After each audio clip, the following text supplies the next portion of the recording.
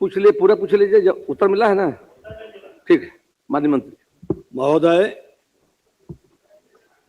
खंड को अल्पसूचित प्रश्न की विषय वस्तु मद्य निषेध उत्पाद एवं निबंधन विभाग बिहार पटना से संबंधित है।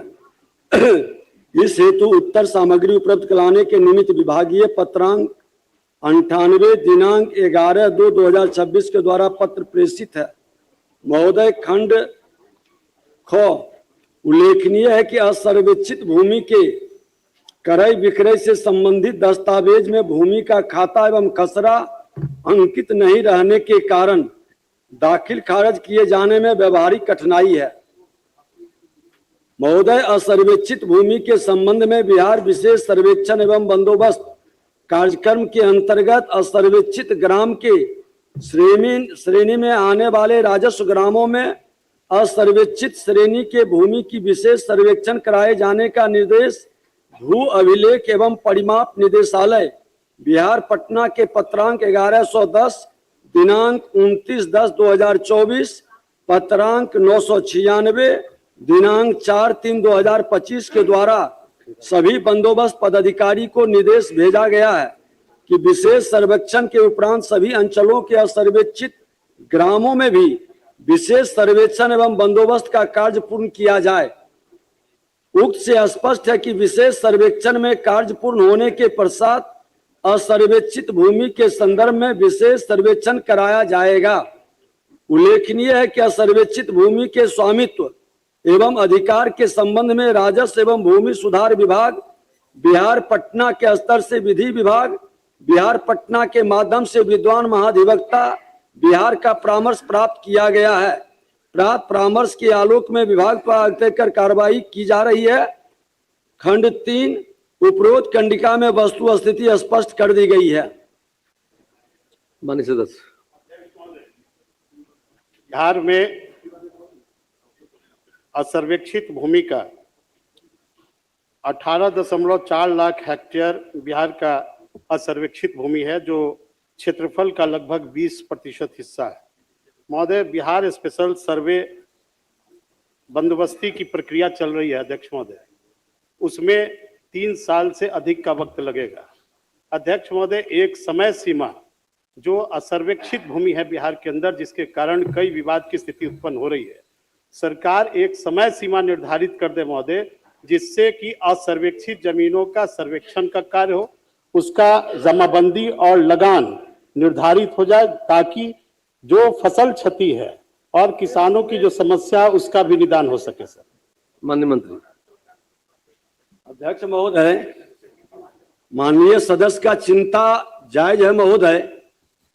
ये सर्वे का काम 2012 से शुरू हुआ महोदय, 15 में इसकी समीक्षा हुई, फिर 19 में कई बदलाव हुआ महोदय।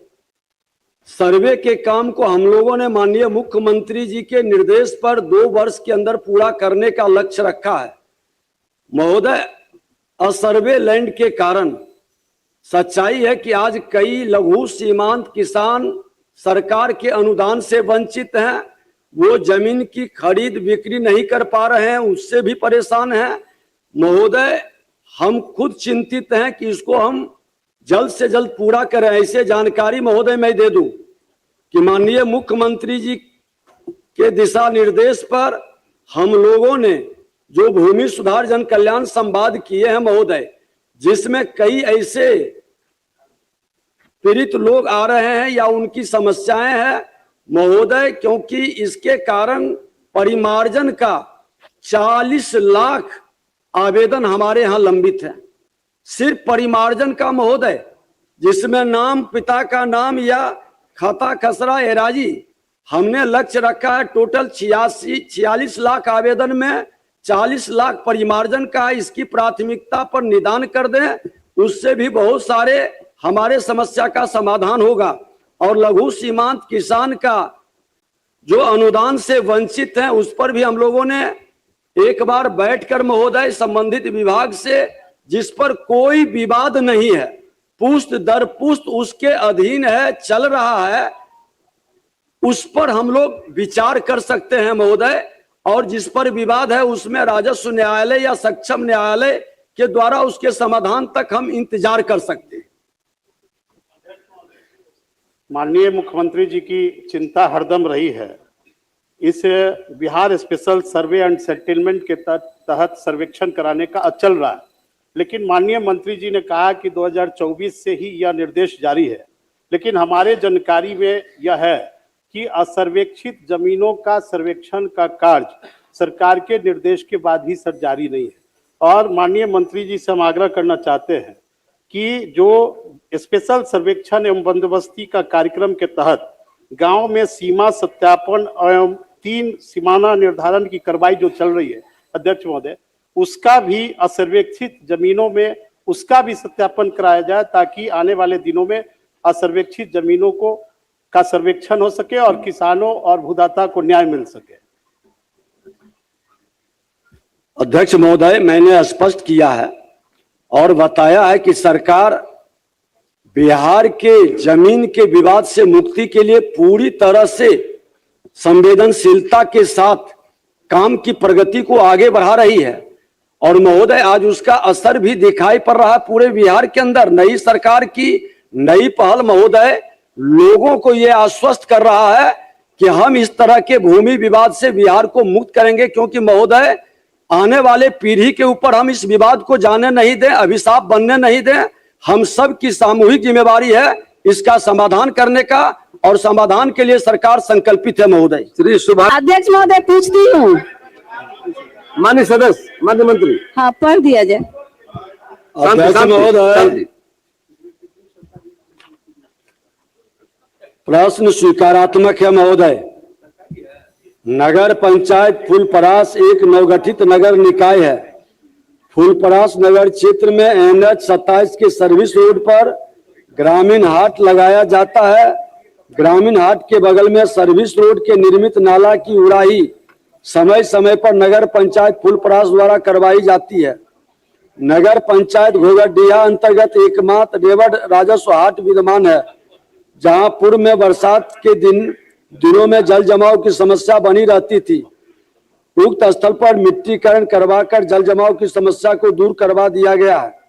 घोघरडीहा नगर पंचायत अंतर्गत अधिकांश व्यापारिक प्रतिष्ठान प्रधान मुख्य सड़क के किनारे अवस्थित है, जहां मचहट्टा पुल से पुराना ब्लॉक गेट तक नाला का निर्माण करवा दिया गया है एवं पुराना ब्लॉक गेट से पेट्रोल पंप तक नाला निर्माण कार्य हेतु मुख्यमंत्री समग्र शहरी विकास योजना अंतर्गत बुडको मधुबनी द्वारा निविदा आमंत्रण सूचना 12/2025-26 के ग्रुप संख्या 4 द्वारा निविदा निष्पादन की प्रक्रिया में है।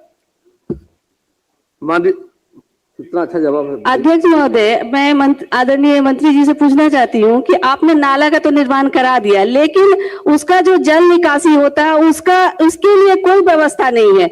नाला के बाद जो पानी होता है वहाँ गड्ढा हो जाता है, उस जगह पे मच्छर और दुर्गंध आते रहता है और सड़क पर भी पानी आ जाता है। इसके लिए परमानेंट सोल्यूशन हमको चाहिए। हो जाएगा।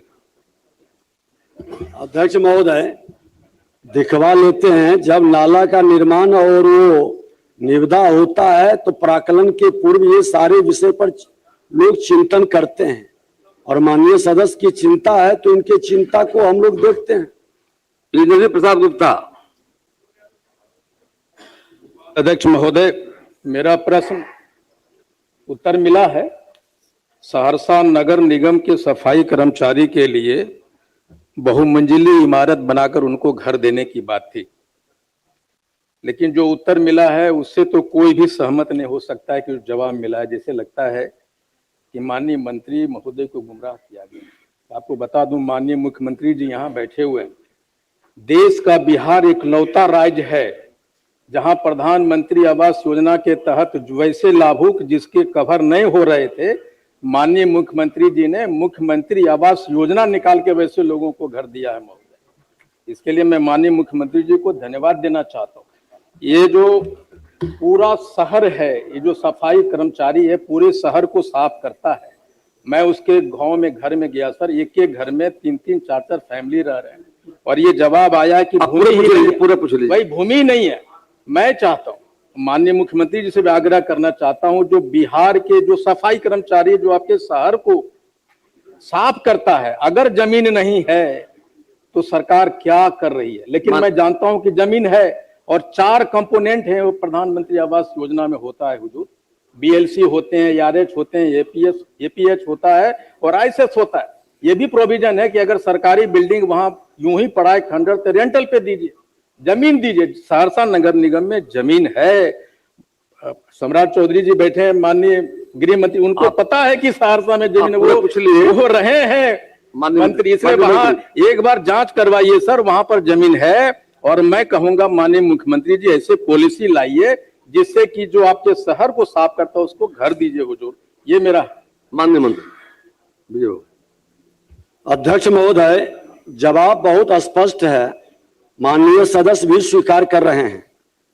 इन्होंने कहा कि बहुमंजिली इमारत निर्माण के लिए तो भूमि उपलब्ध होगा तो अग्रतर कार्रवाई की जाएगी। सरकार आपके विषय पर तो गंभीर है ही और ऐसे भी यह अनुभवी है।